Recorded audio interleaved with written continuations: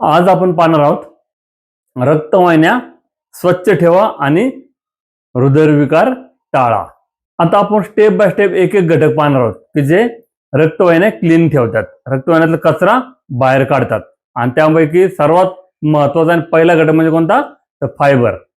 Fibre मध्ये दोन प्रकार आहेत, एक सोल्युबल फायबर आणि इनसोल्युबल फायबर।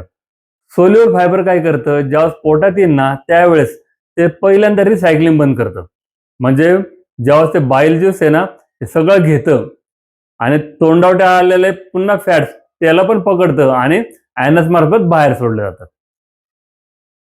मग अशा वेळेस काय होतं, तर बाईल ज्यूस लिव्हरला तयार करायला भाग पाडतो। म्हणजे काय, तर बाईल ज्यूस तयार करण्यासाठी लिव्हरला कशाची गरज पडते? आपल्या रक्तवाहिन्यातल्या खराब कोलेस्ट्रॉलची। खराब कोलेस्ट्रॉल म्हणजे कोणतं? तर एलडीएल कोलेस्ट्रॉल, व्हीएलडीएल कोलेस्ट्रॉल, लिपोप्रोटीन ए, हे जे खराब कोलेस्ट्रॉल आहे याच्यापासून बाईल ज्यूस तयार होत असतो।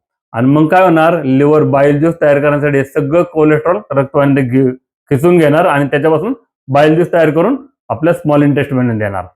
अशा पद्धतीने सोल्युबल फायबर काम करत असतो, त्यामुळं ऑटोमॅटिक रक्तवाहिनीतलं खराब कोलेस्ट्रॉल कमी होतं।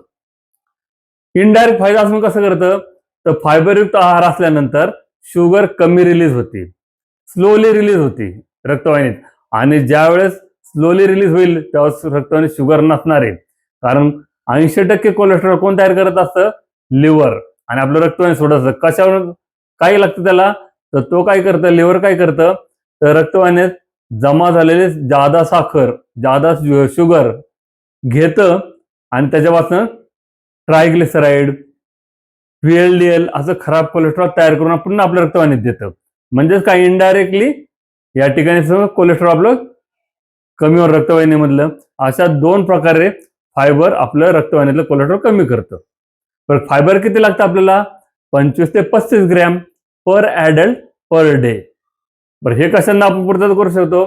सर्वात महत्वाचं म्हणजे धान्य, बार्ली, ओट, खपली गहू, इसबगुल एकदम मार्फत, पेरू, नाशपती, डाळिंब, सफरचंद, भाज्यांमार्फत भेंडी, गाजर, बीट, गवार, गवारमध्ये गवार गम नावाचं सोल्युबल फायबर भरपूर असतं।